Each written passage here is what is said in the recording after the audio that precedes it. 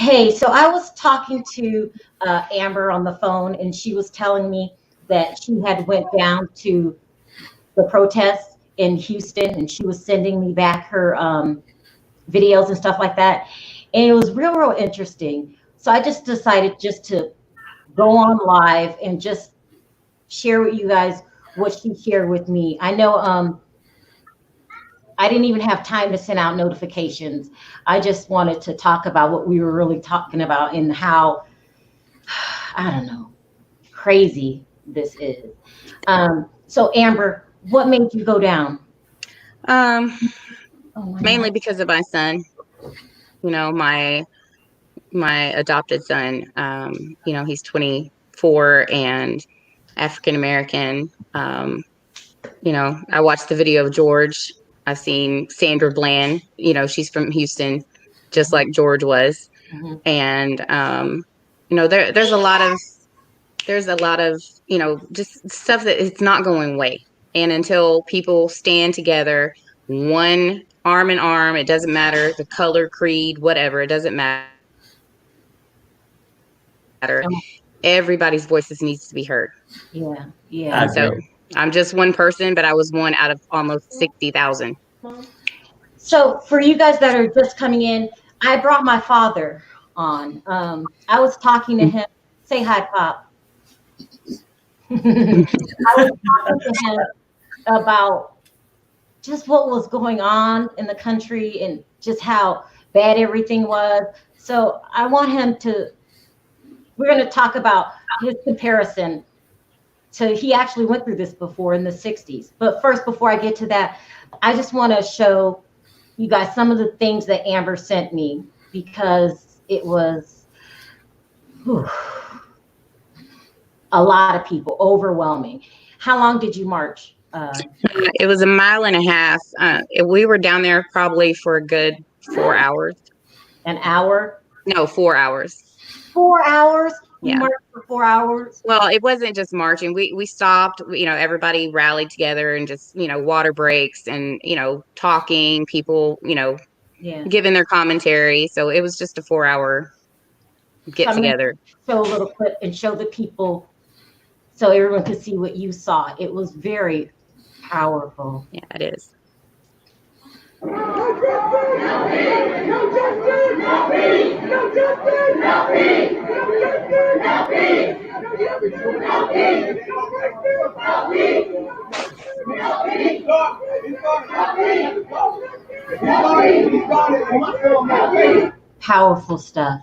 Here's another clip.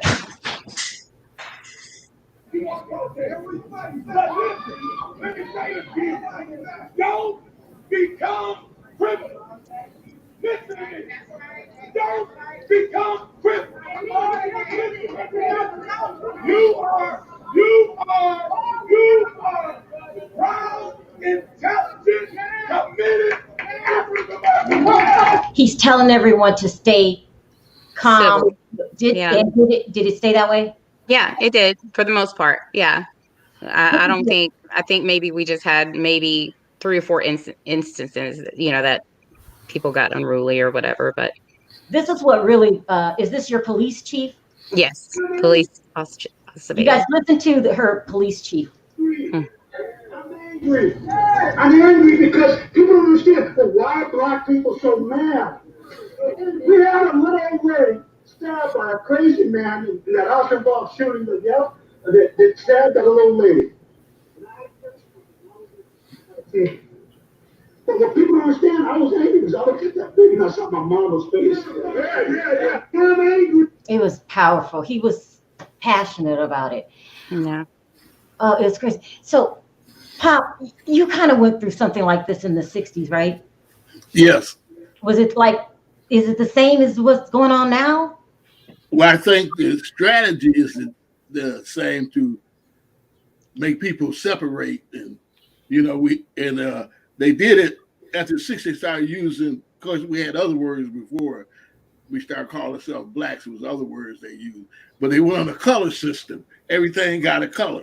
There's no such thing as a red man as a Native American. There's no such thing as a brown man as a Mexicana. No such thing as a black person it's an African American person.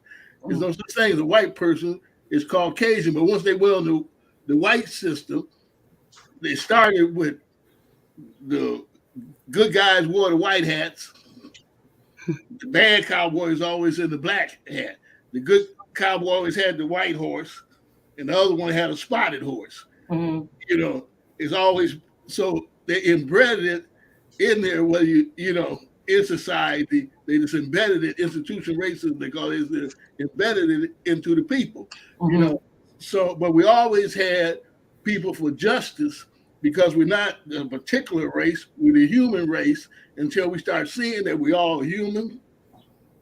People, it's not, and not that the police are so bad, it's the man inside the uniform that's bad. Yeah. Yeah, not all cops are bad. Yeah, but some of them that got the uniform on are bad. Some blacks, African Americans are bad. You know, we always got the bad seed in there, you know, but you can't blame the whole person.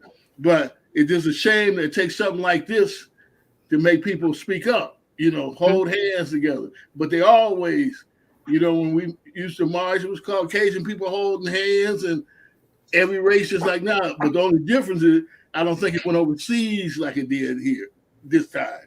Mm-hmm. Yeah, because of social media. And you said a lot of people, I have a nephew that lives in England. You're saying, Pop, that it's caught the world's attention, these protests? This time, yeah.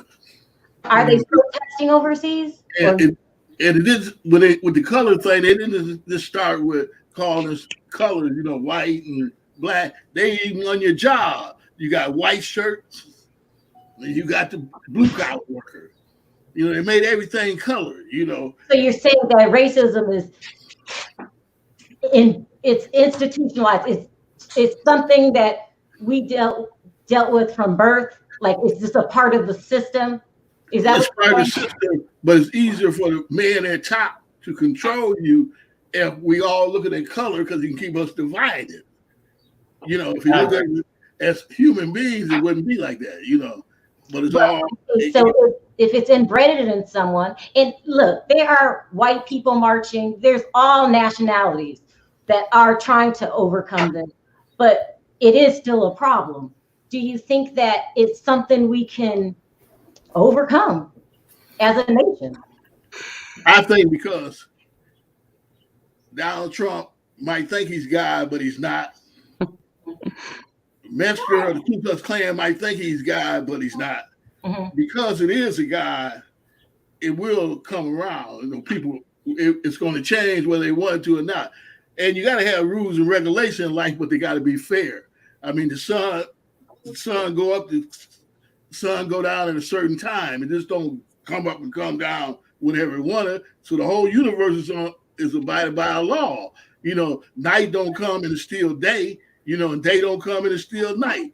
You know, so once the people get on the right track, back the way it should have been. But see, they got so much now that nothing's really real. I used to have this coffee table that I loved. I loved this coffee table to death. And I would get my furniture waxed and I would wax it up and I would shine it up. Then one day I dropped something on the table and broke the table. Come to find out it wasn't even wood. It was plastic. Okay, that's it. Okay. So they're so good at making something seem real that ain't real. Oh, yeah. You know, so it's always confusion. Even on the social media, it's confusion. You know, when people see somebody come up, they try to pull you down. And they do it with lies. But if you can tell one lie and you tell another lie to cover up that lie, it's still a lie. Mm-hmm. Mm-hmm. No, I agree. I mean, it's interesting the way that you are explaining it, but you're saying that it's deep. You really do think eventually things will change? You really believe that? Because look, you marched in the 60s. Here we are, I don't know, 40 years later, and it's the same problem. What makes you think it's going to change now? I just got faith. Hope is all you got. You can't say it will. I can't say it ain't. I ain't God either, but I believe there's a God in heaven that will change. We just destroyed everything. The earth, the water, we can't get clear water anymore. Everything's for sale now. And what they're trying to do is get you to sell your soul for the money. But it's not, in the end. So then your personal life is up because you can do all that dirt, but we're all human, and your heart can't sleep at night because the wrong that you're doing. Well, do you think that the officer that killed him, do you think he's suffering? Like, listen, anytime in the war, when you had to kill somebody, you was trying to fight to keep America strong. Mm-hmm. You think they went home when we shoot somebody or something, you go home and sleep comfortable? No. You might not see it, mm-hmm. but it bothers you because that's the way human beings are made. Well, if it bothers the cop that killed George, if it bothered him, why did he even do it in the first place? You see what I'm saying? Not looking at you as a human being. A person with a lot of hate in their heart, you think that they will feel remorse for what he did? I think so. Why, Perry? No, I'm just saying, just like your father, I served in the Gulf War. Mm-hmm. You had to kill to keep from being killed. Mm-hmm. I still have remorse today, right? Mm-hmm. I'm just saying that even though he killed that person, it's still going to be something that bothers him. Mm-hmm. Maybe not to your liking. He's not going to come out and apologize the next day. But in this world, I think we all human. We all have a conscience. Sometimes it works, sometimes it don't. But it's going to pop up every now and then. And I think it's still there.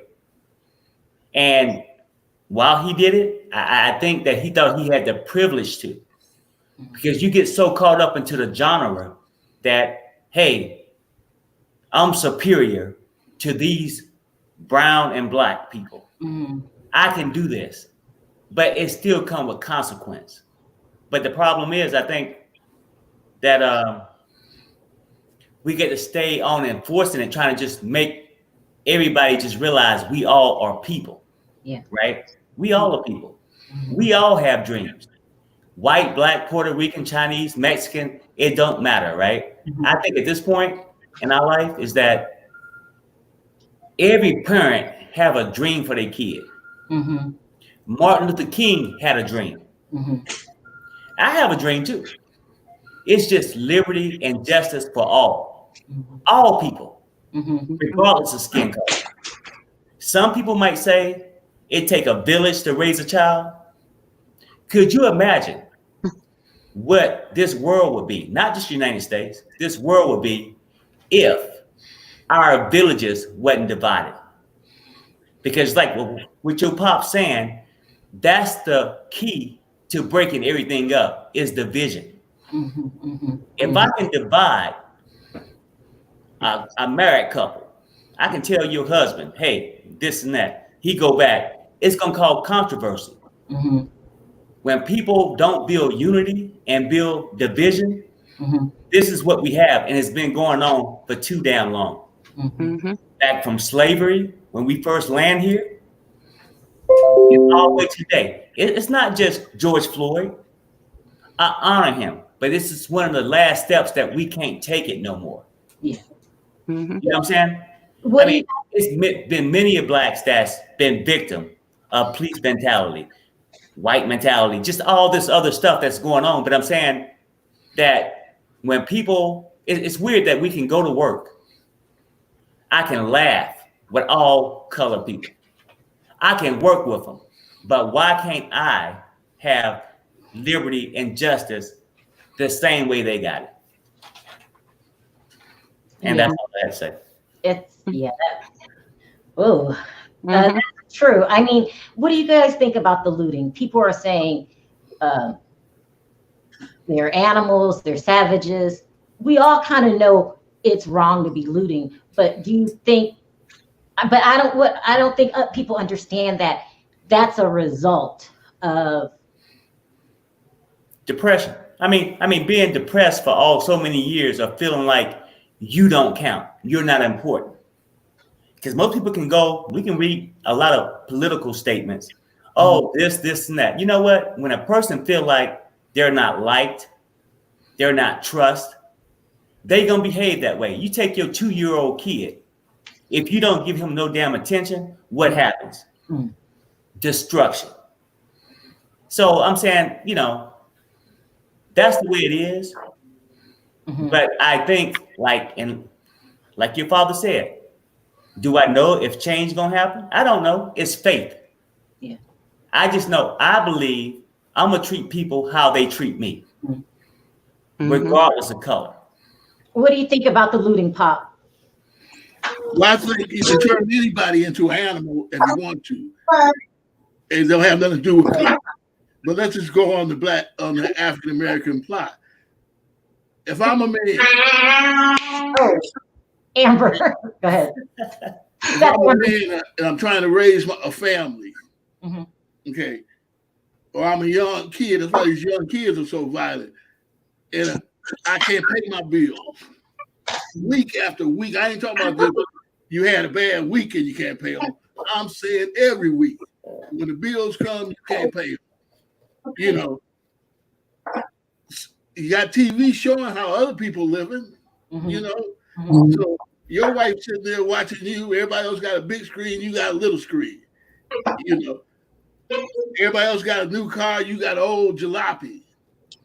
You can't pay the basic bills, anymore. Like before you could in a way, but now you can't even pay the basic bills, light and gas, telephone bills. Week after week, you can't. The people that can pay their bills forget. But week after week, I'm still in the eye of the storm. So week after week, I can't pay my bills. Week after week, I gotta go to a pantry to try to get some food. And if you don't like peanut butter, you ain't getting no protein from them. So week after week, standing a long line. Might have to get up at 4 in the morning, and the place don't open until 7 or 8. After a while, you get tired and you get hostile. Nobody wants to think, well, it's me, especially if you're trying to do all you can do, and they discriminate you on jobs, so you can't get a job. And Lord knows you ain't getting none if you got a felony. You just finished. Well, you have nothing, you just through. So after years, because they ain't like, this has been since Mr. Floyd, the police killed him. It's been forever. You go into service, you serve your country, you come out, and you can't get a job. Then come to find out what they taught you, and there ain't even no good out here. So every week you scuffling. So ain't really no black and white thing at that point. Is a poor and rich thing, the have and the have not. But the haves want to keep having, so the people at the top use race as issue. White collar crime is crime. And when African Americans do something, it's right in the paper on the front page. Someone in the comment section is asking us to comment on the African American law enforcement, David Dorn. He was senselessly murdered by looters. Oh my gosh, in St. Louis. I understand what you're saying, Pop, about how the looters are frustrated and all of that. But killing cops, destroying people's businesses is, what's your take on that? Well, anytime anybody takes a human life for anything is wrong. Yeah. Even in the war, to me, if you take a human life because you don't have the authority to take a human life. But I can understand their frustration. You don't have nothing. So you take it. If you can't get it, if they don't give it to me, I can't work for it. How else I'm gonna get it? But sell some drugs. Sell drugs, make $1,000 a week. Try to find a job, can't find none. You do the figures. You do the math on that. So you can turn anybody into a criminal. I could take Donald Trump right now, take all his money. He couldn't make it out here. He couldn't make it. And if Martin Luther King come back, they put him in jail again. Jesus Christ showed back up there and put him in jail because of the color. It's just an unfair world that's divided in the little section and in people's mind. But I got hope because I know it is a God, and I got hope because I see the mass of the people now is standing up, not so much for African America, for justice. Yeah. Everybody know it ain't right. Mm-hmm. You know, the cops is programmed because all they see is violence. Mm-hmm. You know what I'm saying? Every single day they see violence. And if you're in the black neighborhood or the African American neighborhood, you look at all of us as animals. So you're saying that it's easy for a cop to become a corrupt cop because of the things that he sees, because of his job? Is that what you're saying?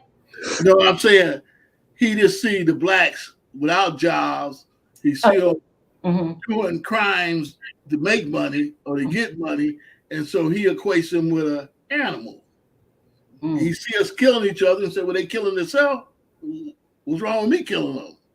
You know, it's just, and then they blame the victim. You know, I'm a victim if I ain't got a job. I'm a victim if I can't get work. You know, then you're gonna turn around and blame me because you won't give me a job. Blame me because I made a mistake and went to prison. Because you make one mistake, that's it. You know, there ain't no second go around in this one. You make one mistake, you can be 23 and make a mistake. I got a brother in prison now. He's 23 when he committed to stuff. Now he's 63. Do you think he's the same young man that he was when he went in there? So they didn't try to rehabilitate him. Also, what you're kind of saying in a different way is we all have to try to understand each other. You're saying the cops have to understand the victims, what they're going through with their life. And if there was a little more understanding, then maybe we wouldn't have this problem. Is that what you're saying? Well, we got to know each other. Yeah. You put a lot of stuff on people that you don't know. Yeah. If I just get an image from you from television, because that's where they get the image most time from African American, they ain't live next door. They get it from television. So if I see on television, all of them dealing drugs, all of them doing this, well, they, you know, not like we got families that's trying to raise our kids. They act like we was born convicts, and some of them say we was born convicts. You know? I agree that we don't know each other. You just assume. Amber, when you came back from the protest, did you feel hopeful? Yes and no. Explain. Just, you know, I had to, you know, I don't know. I look around and I see everybody standing arm in arm, and I see everything that's going on around me. I hear people crying. I hear people wailing, you know, and people don't even know this man, but it's not just because of him. It's because they've lost somebody that may be close to them, or, you know, somebody that they know that has been taken because of this, or they've watched the news and the only difference between now and 1960 is that it's getting televised. Like Will Smith said, it's just getting filmed. And, you know, now it's like, and I don't want to say all cops, but this man, you know, these three, you know, that were ultimately charged with, you know, Derek, or was his name Derek, whatever his name is. It's not even worth mentioning. You know, these four men stood there and watched this man die. I know. That's cried for his mom. And when I see that, and I think about I'm sorry. No, when I think about my son that is 23, 24, he's 24 now. But when I think about him, I think about George Floyd. And yes, I raised him. He's Black. He's a young man in America. And he is in the penitentiary system right now until he's 31 years old. He's not going to be, just like your dad just said, he's not going to be the same guy, you know, 6 years. And I don't know. I just think that now is the difference between 1960 and 1940, when the KKK was riding around on horses and white capes. Now they're riding around in police uniforms and police motorcycles.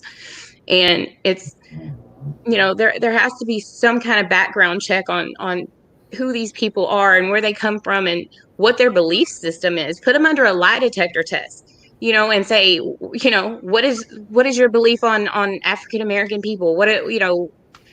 And just get I some don't kind of. know, Pop. Do you think there's a way to teach a bad cop not how to be so, I don't know, bad? I mean, no training course will help that, will it? It's ingrained. No, like Amber saying, they need to be screened better. They need how you going to be a police with a gun on you and you ain't been screened for nothing but drugs? Yeah. They give them a test to see if they did drugs and put them on a lie detector.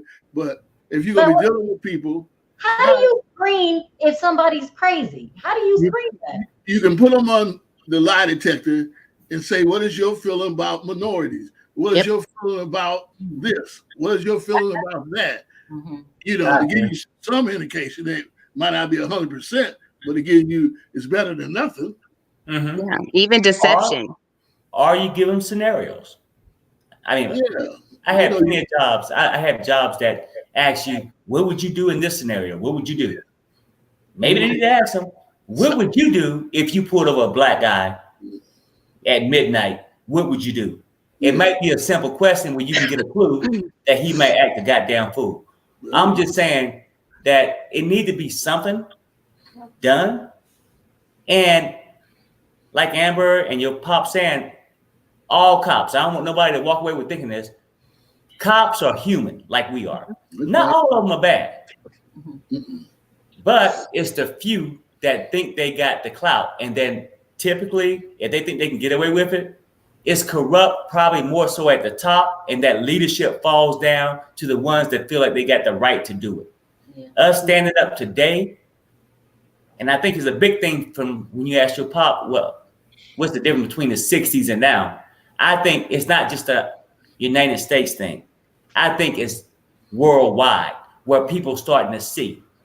The younger generation starting to grow up, some of them still get taught racism. But a lot of them starting to say, hey, yeah, my parents saying I can't trust a black or a brown person. But when they go to school with them, they realize, no, that guy is just as good to me as the white guy is or whatever, right? And that's how I learned. Because going to the military, doing all these things, I went to war with all color people. And it's a difference. I embrace everybody. I take people who you are. You could be a white guy or a black guy. Because now I'm black. Not all black people are right neither. It's racist blacks. They need to stop. Yeah. Racist whites. They need to stop. It's not just we're going to just look at the white race and say they need to stop this. It's all people. That's where it needs to start and put value on where we really are. Human life.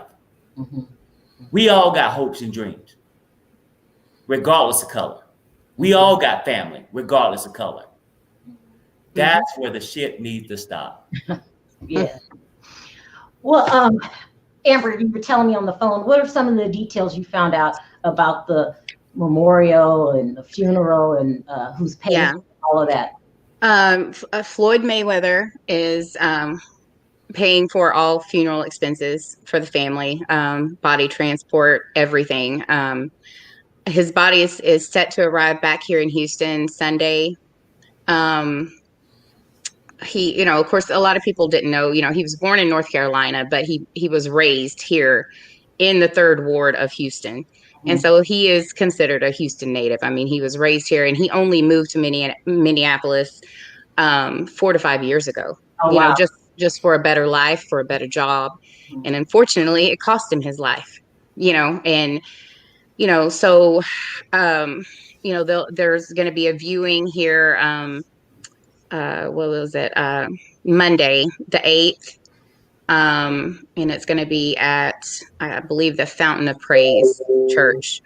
And, the funeral service itself is going to be private, family, friends, people that can only attend, have been issued tickets. There's some very big name, dignitaries. There's Joe Biden is coming. Yeah, I heard You about know, so, you know, it's a big thing. And, you know, our police chief has, and which is why I'm so proud of Houston right now, because we do have an African American mayor, Mayor Turner. We have a Hispanic police chief, Acevedo. And I think that's why Houston has remained as peaceful as we have, with little less looting, you know, no hardcore demonstrations where people are losing their lives over and stuff like that. But it's because our police chief in itself has said, we're going to offer George Floyd the escort of a fallen police officer. We are giving his family that honor, if they will allow us, and they have, to escort his body, as you know, and give him a complete funeral, almost just like a fallen police officer. So you know, because he is a Houston native, and you know, and it's he's one of us. And so that, I don't know, I'm so proud of our police chief. I'm proud of Mayor Turner. You know, just he's gonna get, and it's sad that, you know, you have to say that because he's passed away because of everything, but he's gonna get honor as as much. I mean, Don't cry. I know. Don't cry. Don't cry. Hey, I know. Pop. Okay, so Dad, listen. They were marching in all of this in the 60s. Did it get a little better in the 70s? And then, are we digressing here? Well, excuse me, Sherelle. Hey, what you can do, you can drop me out and maybe pick up another Okay. call if you like. Oh yeah. I see. I mean, but nice talking to you guys, though. Okay. Don't hang up, Terry. Don't hang up. No, I'll be back. But I mean, you can just drop me down and then bring somebody else. Okay. Oops. Hi, I know you're busy, but say what you got to say really quick because I know you're at work. Yeah, I'm gonna speak on the topic. It's like this, all this racism stuff had to stop. Like literally, it should have been stopped.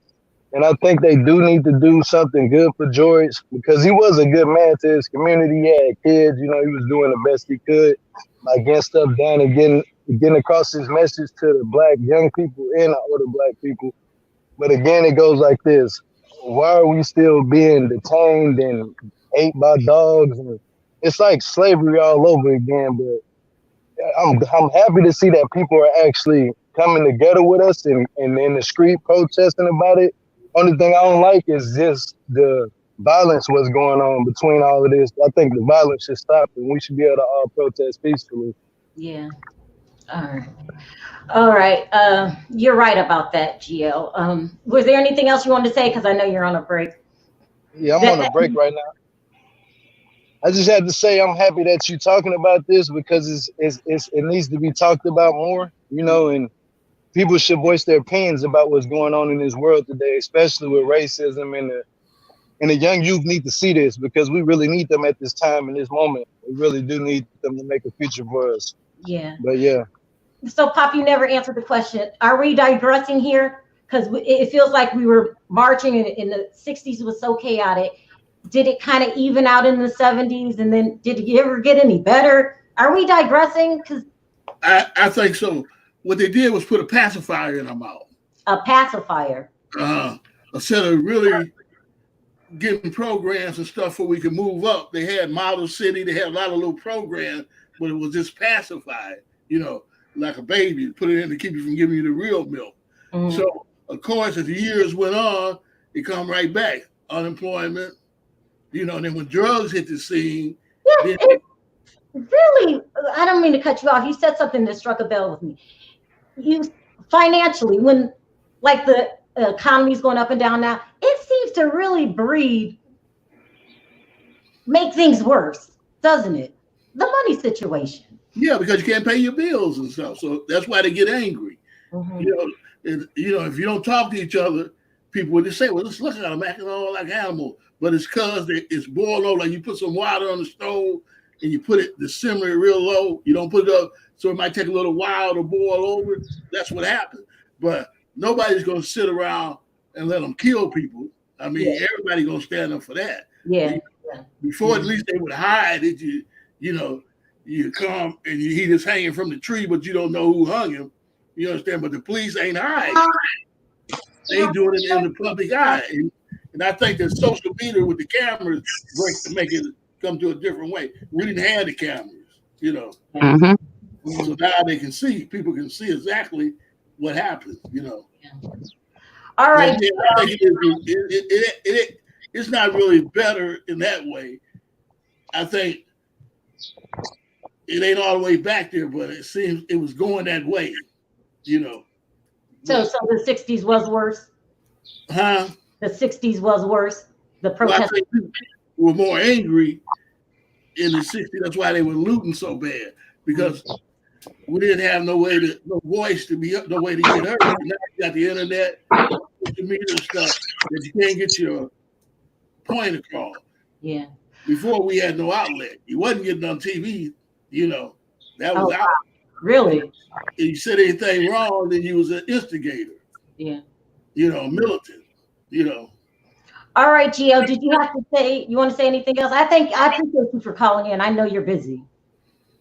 Yeah, right now I gotta go, but I'll just give you guys this one last word about what's going on. I think it's gonna get better because you see we're moving in numbers. So everything is gonna start to settle down and get better, and it's not gonna be like how it was in the 60s and the 70s no more. It's gonna change because we ain't our ancestors. We some strong black man out here. We ain't going for it. So yeah, that's all I gotta say. I'm gonna let y'all go.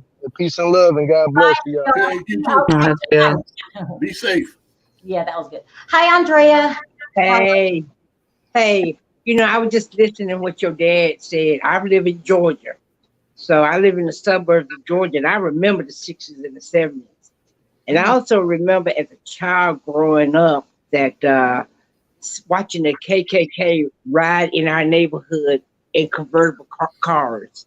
I mean, I was 7 years old, and I remember my mom and dad would come out here and grab us and rush us in the house so we couldn't, you know, so they couldn't harm us. I remember this as 7 years old. But when I was marching the other day, I asked this black cop, I said, why didn't y'all say something when all this mess was going on? And this is what he told me. He said, in the police department, you cannot talk about racism. You cannot talk about a person being a racist. Because if you do, you might lose your job. That goes back to what my father was saying. Like, yeah, it's got to be some training going on. It's got to be acknowledged that it's a problem in the police, and then they got to do something about it. Right. That's what they can. But you know, the police department have this blue code among each other. They know that. Other, yeah. But the thing about it, but that man that shot George, he had a bad behavior anyway. He was also brought up on cases that he had abused before. So this is not the first rodeo for this man. Yeah, it's not the first rodeo.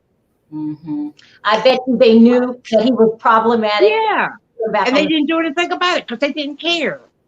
That's the only reason. And the only reason why we out here rioting and because they got caught. It was on film. Yeah. Look at all the other innocent people who've been murdered, like the woman that was hanged. You know, being murdered. You know, nobody could film them. Really, you think about it. What really happened in their case? You know what I'm saying? Yeah. Not only are we should march for all race of people who have been discriminated, but what about those kids down there in the borders? Oh yeah, she's got a point. Think about that. Yeah, who's going to be their voice? Oh, you're gonna make me cry. Yeah, but that's the truth, though. You know, our government gave some of these police the authority to do what they want to do, to let them know whatever you do, there's nothing going to happen to you. Yeah, and we all know who gave the authority. Yeah. All right, Andrea, stay on the line. Let me bring us in. She was right. Yes. Watching the KKK ride in our neighborhood. Hello. Can you turn it down the sound? Yeah. Yes, sir. I got. Took me a second there. Yeah. I just like to say, my wife and I, we marched during Trayvon Martin's march, and organized it. And my wife organized it.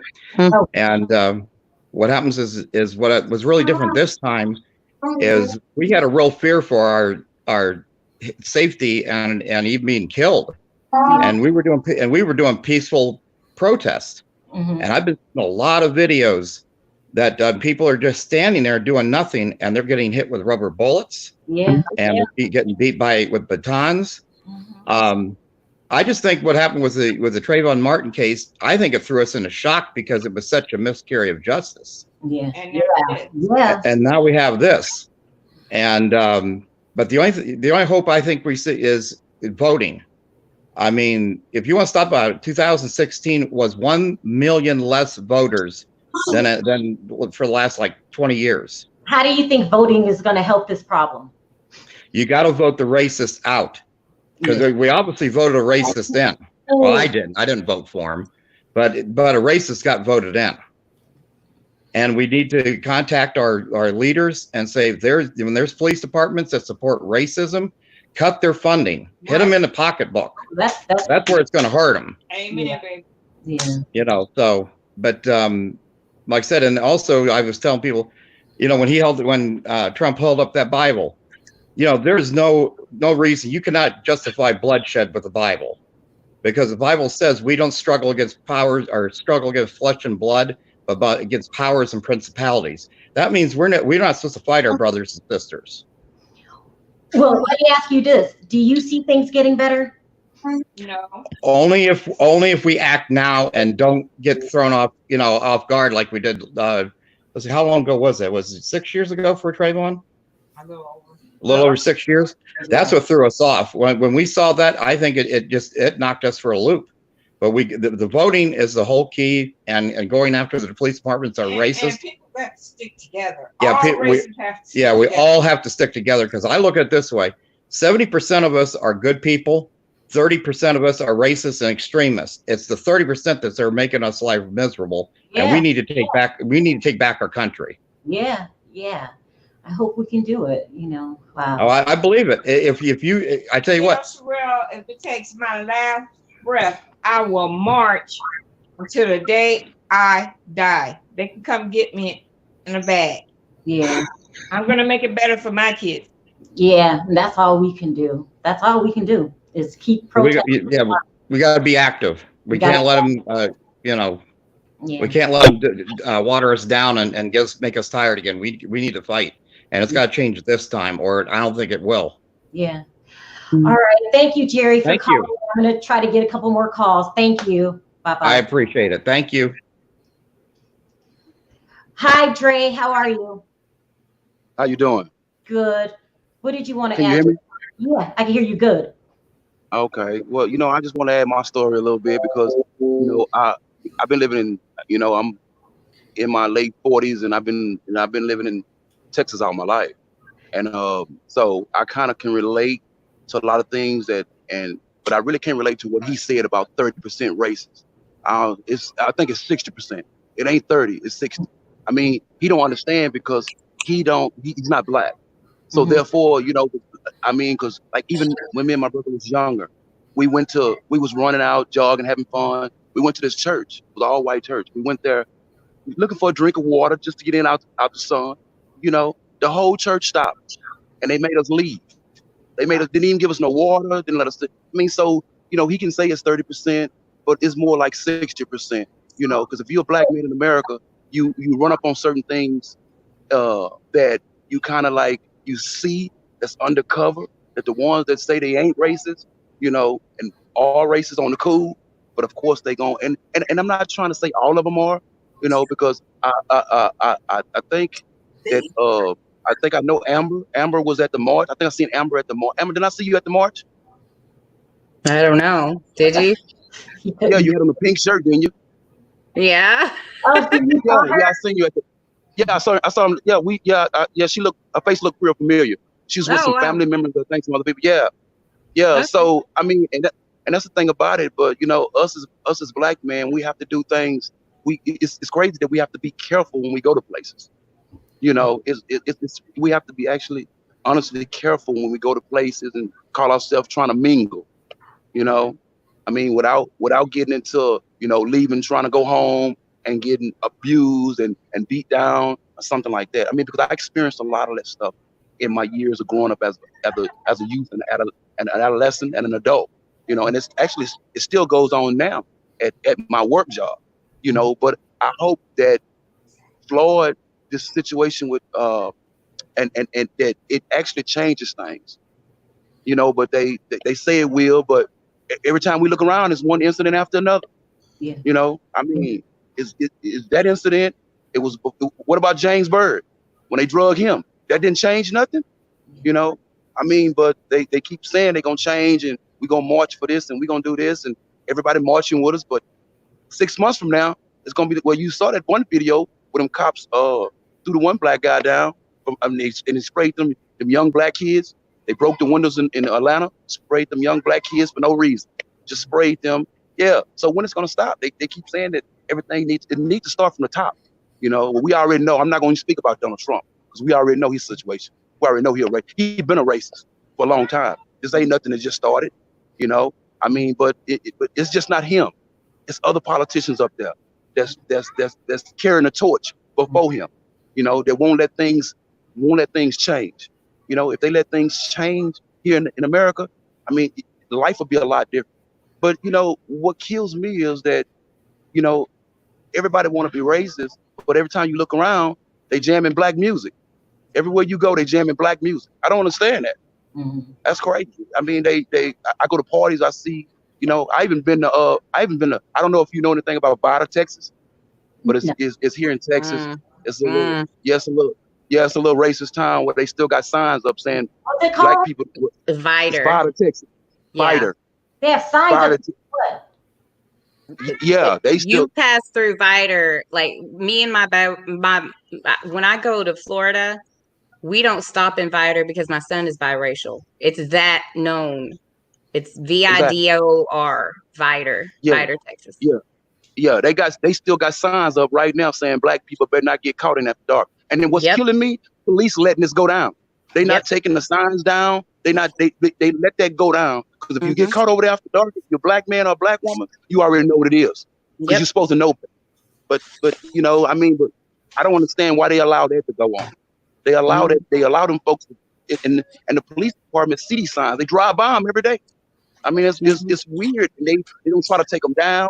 They don't try to do anything to try to resolve the problem. So, but I mean, it's just a black man better be careful in America. That's all I can say. You just better be careful. Of what you do, and if you somewhere off by yourself, I really advise you just to, lay on the ground and just start hollering. So, hoping somebody hear you. So just lay on the ground and start hollering. Because I feel like that if you don't, then all of a sudden, you get booked in the jail. It was a jaywalking. All of a sudden, you committed a robbery. Yeah. Hold on, wait a minute. I thought it was a jaywalking case. Well, you was a suspect in a robbery. You didn't tell me that when you arrested me. Yeah. It's weird about a lot of things that goes on here in America, and I do wish they change. Because change would be good. I mean, it's a lot better from 1950 and 1940. But we still need some things that need to change here in America. I mean, I don't know exactly where y'all live, but here in Texas, it's still awful here in Texas. It's still, people can say what they want to say, but it's still awful here in Texas, in the state of Texas. I mean, you got Jasper, Vidor, them known Klansman towns. Now everybody know, not to be over there, not James Byrd. Yeah. I want to address this question on the screen. She says, Sherelle, I'm done with you, and that saddens me because I enjoy your videos, but I have to keep it real. You're standing silent and not speaking up for financial gain irks me, and I can't roll with you. What does she mean by that? I mean, for financial gains, I guess she wants you to speak on certain things that's not true. That's what she's saying. This ain't nothing I'm talking. This ain't nothing that I'm talking about. I experienced this stuff. Mm-hmm. I experienced this. I've been to Vidor. I've been to Jasper. And I've been through a lot of the racial tension. So what she said is for financial gain. I mean, if that's the case, I mean, Donald Trump made his millions on doing the same thing. So I mean, what is she talking about? I don't understand it. Okay, let me bring on one more person, Dre. Thank you for calling in. Yes, ma'am. Thank you too. I see Yeah, the and keep doing what you're doing. You're doing the right thing. Keep doing what you're doing. Thank you. Bye. Bye. Bye-bye. Bye. Okay, we're gonna take one more and then we got to wrap it up. Hi, Dee Dee. How are you? Hey, I am good. Hi, everyone. Hi. Hey. I I don't know if you noticed, I didn't tune in last Friday because I am not American, and I'm just talking from my perspective. And I just couldn't call your show last week because I was just feeling real down inside. To be honest, it was just I was just taken by what happened, and it was sinking in, and then I just couldn't call your show last week. But That's okay. my contribution is from a Caribbean perspective. Okay. I don't know if you guys remember Bofumja. He got killed in Dallas, Texas by Amber Geiger. Yes. Bofumja is from my island, St. Lucia. That's where he's from. He was born and raised in St. Lucia, and he moved to Dallas for a better life. So growing up in the Caribbean, we don't know racism. I can tell you that we have never experienced racism in the Caribbean, but we have prejudice and privilege blacks. Oh, wow. Okay. You understand? But we don't have racism. And white people will come to our island, we'll treat them as any other person. We don't look at color. But from my perspective with racism in America and seeing what goes on, racism is all over the world. I'll not deny that. It's all over the world, no matter where you go. Because I've been to Austria, I've experienced racism there. I've been to the Philippines, I've experienced racism there. And there is something called white privilege. Because I noticed when I went to Austria, they treat the white people better than me. And in the Philippines, those people treat white people as gods in the Philippines, I can tell you that. So being in America, it's a little different. But America to the whole world is looking real racist because of all those cops. Like, you can see the difference. When they arrest a white man, it's different. When they arrest a black man, it's totally different. And the problem, I applaud the mayor of Atlanta for arresting those cops that abuse those college students, because that's what if the whole of the United States does that, all they're asking for is just cops be accountable for what they're doing. Make the accountable. Yeah, yeah, and the justice system needs to change. They need to relook that justice system and change that whole thing, because right now they're just telling cops, like, you all rule the world. That's how I see it. The cops rule America, and politicians, the cops can just do whatever they want, and then they just sweep it under the rug. And unless they don't have a video footage or some sort of footage showing they're doing what they're doing, nothing is being done about it. And when it comes to racism, I just wish people could just get along like children. Children don't know racism. They don't see it. Until the parents make them a racist. Children, you growing up as a kid, you don't look at color, you just play with everybody, you have fun with everybody. But then when the parents are saying, oh, don't play with him, he's black. Oh, don't play with him, he's Chinese. Oh, don't play with him because he's Indian. That's when they start to draw away and start to act like their parents. So, all right now, to me, anybody that's a racist is because of the parents. It's not because they born. That's what my father said. It's taught. It's a taught behavior. Yeah. Exactly. Anyway, I have white friends. I have white friends, and then they're really cool. And then I don't get that vibes from them. But there are some people you go around, whether it be white, black, Chinese, they have people you go around and you just feel something that's not right about them because of the way they act towards you. But all I'm saying is, my last contribution is, I'm just tired of when that happens, the whole country starts and then they just stop after a while. And that's the biggest issue I have.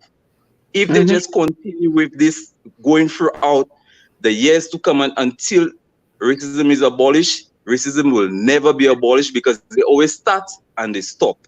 Like, they start now, like 6 months or a couple of months down the line, unless it happens again, they don't, like, they act up again. But they keep on stopping, like, just try and vote all those people out and just continue the process. Stop starting and stopping, starting and stopping, starting and stopping. It will never end, because they keep on starting and then they stopping. That's my contribution. Yeah. It's like people going to church on Easter Sunday and then don't go for the rest of the year. Yeah. Process. Exactly.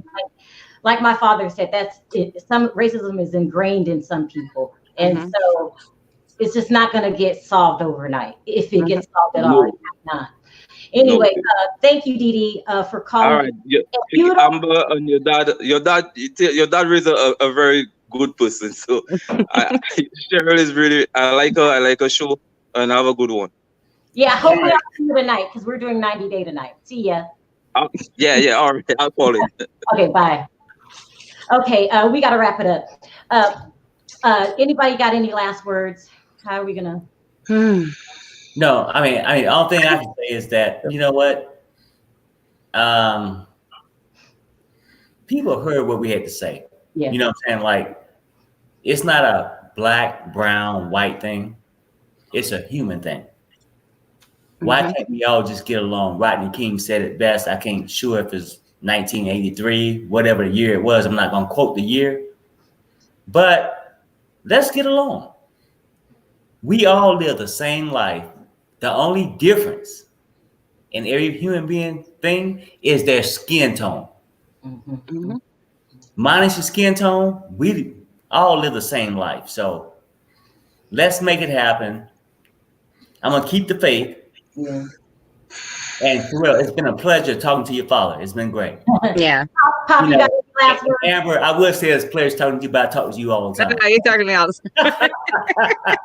Okay. But that's all I can say, and I'm out. Sherelle and Paris, thanks for having me on. And glad to meet you, Amber. You too. Thank you for your service. Be safe. Any last words, Amber? Just you like he just said, like Dee Dee just said, you just have to keep going. Yeah. You can't just stop once he's in the ground. It has to be every day. If you see something and you don't like it, say something. Yeah. And if it's a cop, whether it's a fireman, if it's your neighbor, say something. And my last words is we're all praying for the Floyd family. I can't imagine what they're doing right now. Yeah. It's tough. Yeah. It's a tough thing. And people want to hear from you, Sherelle. Like, I've been watching the comments and people they want to hear your thoughts on the whole situation. Yeah. I mean,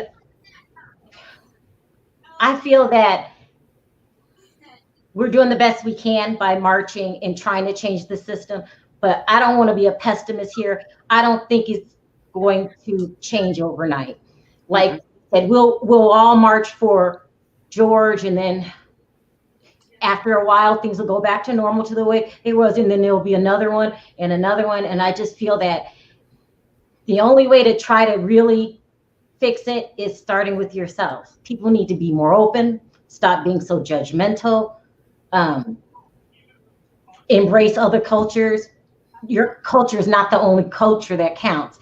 And so sometimes people get so caught up in their life that that's all they're focusing on their life, what they see, how they feel. But we live in a world full of millions of different kind of people. And so I think in order for it to really change, it starts with us.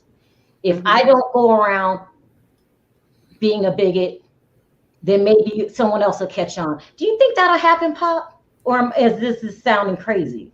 Do you think that it starts with the individual? Yeah, I think it starts with the individual, and it starts with people that standing up for justice. Both. But we're going to stand for justice. We're going to march, but I don't think it's going to solve the problem overnight. And it won't solve the problem, but it make people maybe start looking, and we talk about the problem like we're doing now. Yeah, talking. Yeah, we got to do that. Just keep doing what you're doing. Don't pay no attention to the haters, like the one. My dad just said haters. He does not. Hey, Sherelle, now I see where you got it from. All right, you guys. Thank you for listening. This was our tribute to George and just trying to shed light on a horrible problem that we have. But Sherelle, don't cut me off for real. I mean, I know when you finish, I want to just give a message to two people. Like, thanks for Drake for calling in with that story. I really appreciate that. Yeah. I mean, because people need to hear the real thing. Yeah.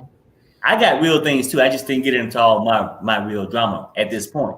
Yeah. But and to Dee, if you're listening or whatever, Perry Sanders at 007. Oh, wow. No, I'm only trying to plug that because I would like to talk to him before tonight's show. That's why. Oh, okay. All right. Sounds good. All right, you guys. Thank you guys in the chat for listening. And but thanks, Pops. Okay, bye. Bye, Amber. Bye. Bye, Will. Thanks. All right, bye-bye. Bye-bye. Bye, y'all.